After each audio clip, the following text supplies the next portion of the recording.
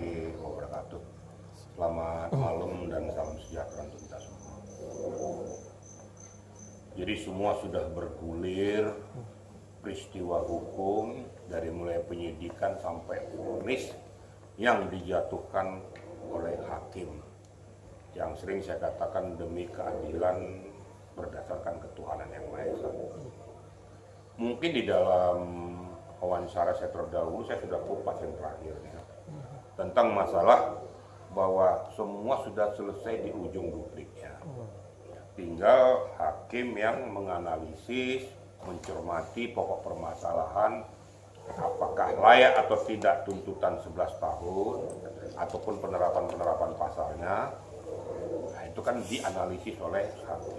Faktanya tadi sudah diputuskan ya, bahwa vonis kalau nggak salah 4 tahun dan denda 1 miliar. Ya.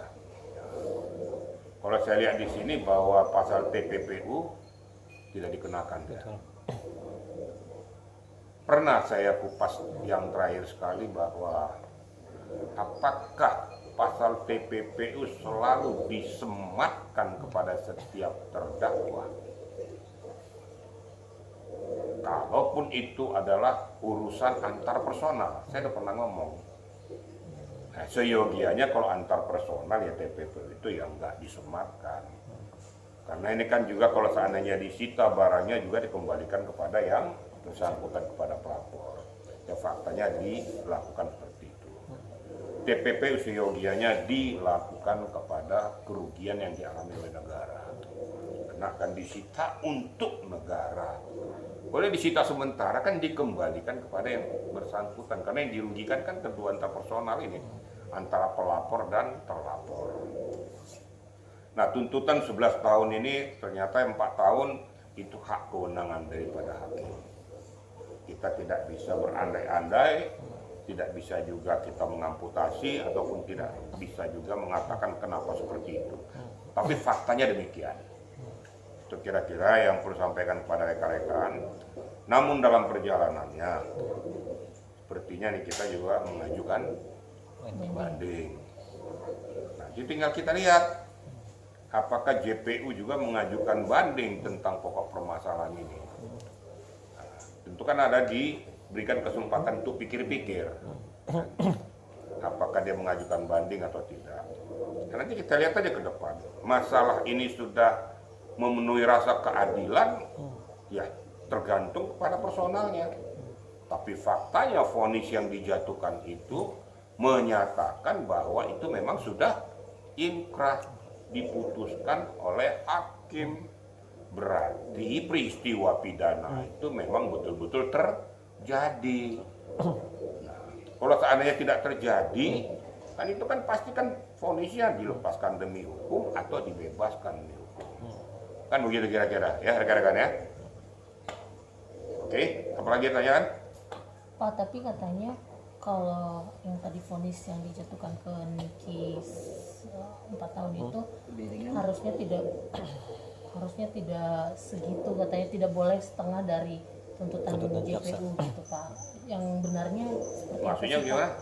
Tidak boleh terlalu jauh dari tuntutan jaksa gitu loh, pertanyaannya begitu. Iya Pak. Nah, itu kan kewenangan hakim. Ternyata kan tadi dihilangkan TPPU-nya kan.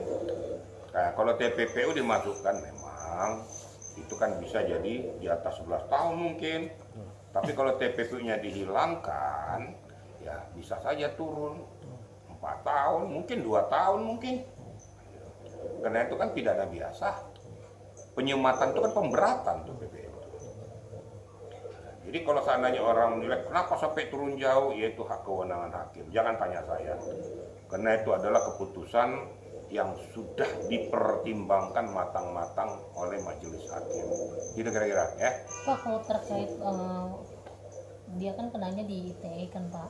Katanya kan kalau di bawah 5 tahun itu tidak mesti harus ditahan. Ya enggak. Itu gimana Pak? Itu pada saat didakwakan mungkin tidak ditahan. Tapi pada saat sudah divonis, ya keputusan hakim itu ya segera masuk untuk melaksanakan pidananya. Kira-kira begitu. Jadi kalau seandainya masih arena persidangan, ya masih bisa dikatakan dalam di bawah 5 tahun tidak harus ditahan, tapi bisa ditahan. Bisa paham nggak kira-kira? 3 tahun aja bisa ditahan, itu hak subjektif. Ya. Ada pasal-pasal tertentu yang walaupun di bawah 5 tahun bisa ditahan. Tinggal bagaimana kewenangan hakim untuk menjatuhkan vonis tersebut. Daerah sudah berjalan semuanya, ya kita menghormati hukum. Ya. Sudah berjalan, ya diterima, persoalannya tinggal mau menerima itu atau mau banding, kan tergantung pada kedua belah pihak. Nah, sekarang ini kita mengatakan banding, silakan saja. JPU tidak berterima karena terlalu jauh, karena pasal TPP dihilangkan dari 11 tahun jadi 4 tahun, dia akan mengajukan banding juga, bisa saja kan.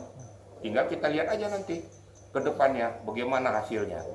Yang penting sekarang bahwa sidang pengadilan tingkat pertama sudah selesai. Gitu kira-kira ya. Pak, minggu lalu kan yang menarik itu adalah pihak JPU tidak mau bersalaman dengan Niki. Dan tadi yang menarik lagi adalah hakim anggota malah tidak mau berjabat tangan juga dengan Niki. Hakim anggota. Apa karena baper atau seperti apa sih Pak? Karena kan dikuliti juga nih Pak. Jadi begini ya, kalau itu kan sudah personal ya.